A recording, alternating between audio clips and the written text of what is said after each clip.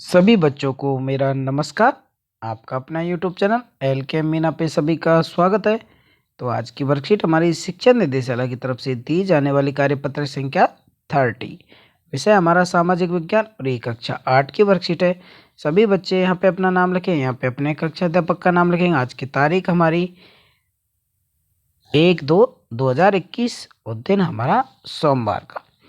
तो प्यारे बच्चों, इस वर्कशीट में हम चर्चा करेंगे राष्ट्रीय आंदोलन संगठन जो 1870 से के दशक से 1947 तक जो चला हमारा भारतीय राष्ट्रीय आंदोलन, तो उसी का हम चर्चा करेंगे। इस भाग में भी पिछली वर्कशीट भी हमारी 2-3 वर्कशीट इसी पार्ट की आ रही हैं, तो इसी में भी हम इसको कंटिन्यू करेंगे।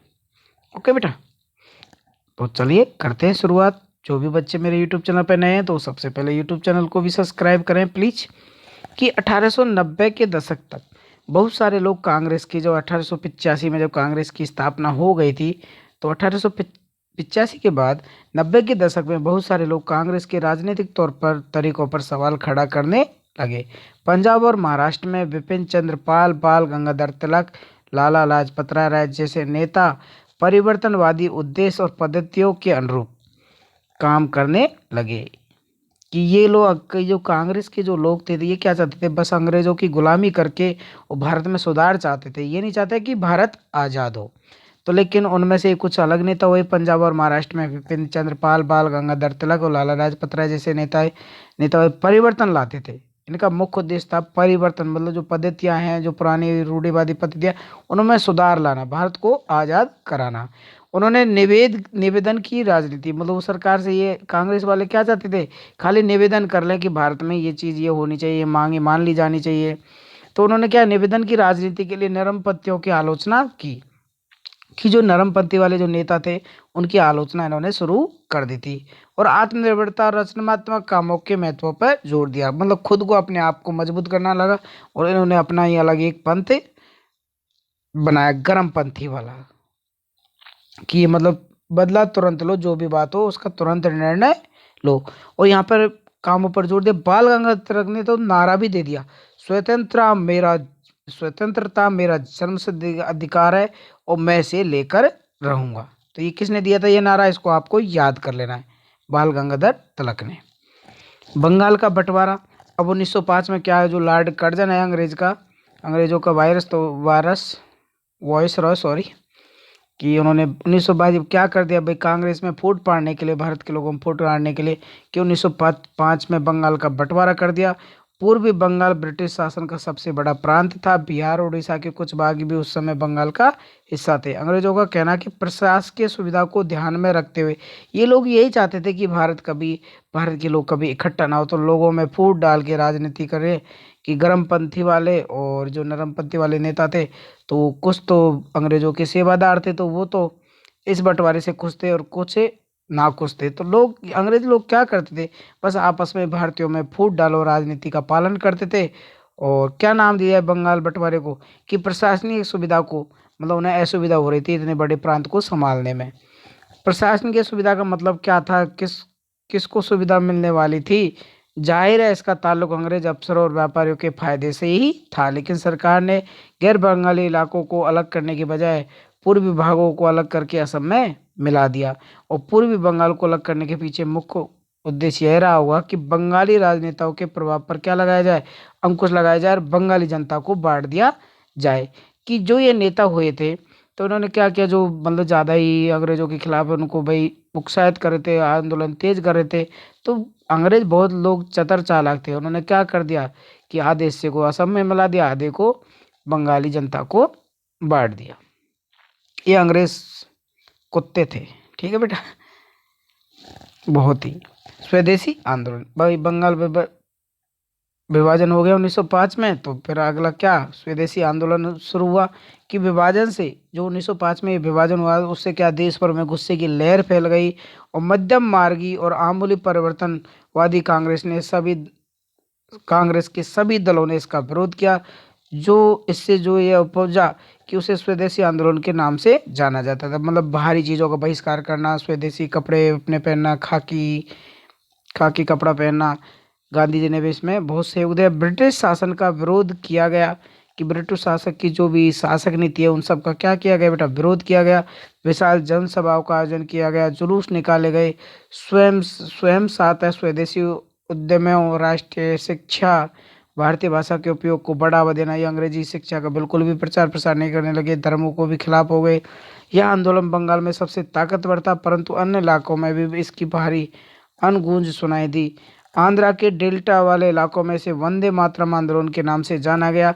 कुछ लोग ब्रिटिश शासन को उखाड़ फेंकने के लिए क्रांति के हिस्सा के समर्थक थे। कि ये जो नरमपंथी वाले लोग थे, तो ये तो बेटा अंग्रेज सरकार की जी हुजूरी चाहते थे, और जो गर्मपंथी वाले थे वो बिल्कुल भी सरकार की जी हुजूरी नहीं चाहते थे। वो तो बस ये चाहते थे भाई हमारा भारत बस आज़ाद हो। तो इस तरह स्वदेशी आंदोलन को भी बढ़ावा मिला बंगाल के विभाजन के बाद। और कुछ महत्वपूर्ण घटनाएं हुई, तो उन घटनाओं को आप क्रम भाई याद कर लें। सन के अनुसार 1906 में ढाका में मुस्लिम लीग की स्थापना हो गई। ये अंग्रेजों ने एक अलग अलग चाल चली कि हिंदू और मुस्लिम वाली बात यहाँ पे हो गई थी। तो ये सब का भी एक गठन हो गया कि मुस्लिम लोग चाहते थे कि हमारा अलग ही एक साम्राज्य हो। और 1907 में कांग्रेस का अधिवेशन हुआ कि मध्यम मार्गीय और आमूली परिवर्तनवादी, कि बताया ना कि गर्मपंथी और नरमपंथी, तो दो धड़ों में भी कांग्रेस बट गई थी 1907 में। 1909 में परिषदों में मुसलमानों के लिए अलग निर्वाचक की व्यवस्था कर दी।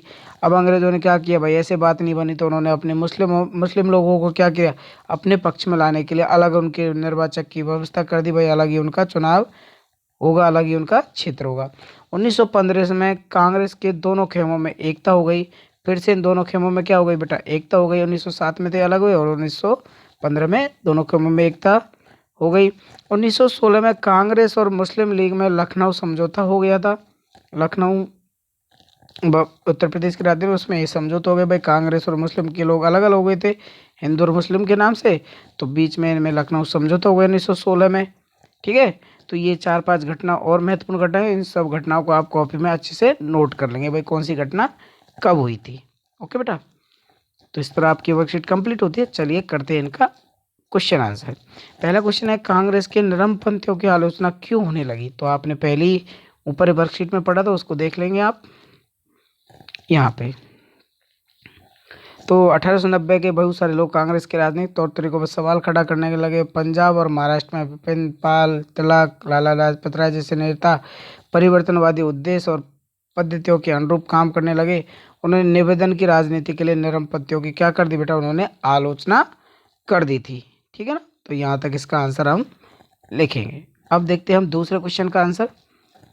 देखते हैं दूसरा क्वेश्चन, बंगाल विभाजन के पीछे अंग्रेजों की वास्तविक मंशा क्या थी। तो आप इसमें देखेंगे, ये रहा इसका, हमने ये रहा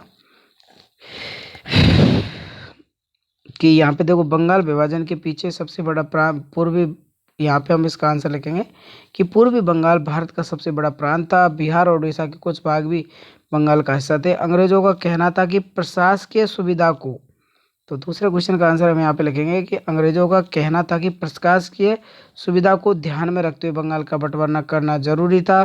तो यहाँ पे सबसे बड़ा यही देख रहे हैं कि उन्होंने कुछ नहीं किया। उन्होंने क्या किया कि पूर्वी बंगाल को अलग करने के अंग्रेजों का मुख्य उद्देश्य ये रहा होगा कि बंगाली राजनेताओं के जो प्रभाव बढ़ रहा था भारत में स्वदेशी के लिए, तो उस पर अंकुश लगाया जाए और बंगाली जनता को बांट दिया जाए। तो ये हम दूसरे क्वेश्चन में इसका आंसर लिख देंगे। ओके बेटा, ये पॉइंट मैंने हैं तो ये रेड कलर्स किए, तो ये दूसरे क्वेश्चन का आंसर हो जाएगा। अब हमारा तीसरा क्वेश्चन है बेटा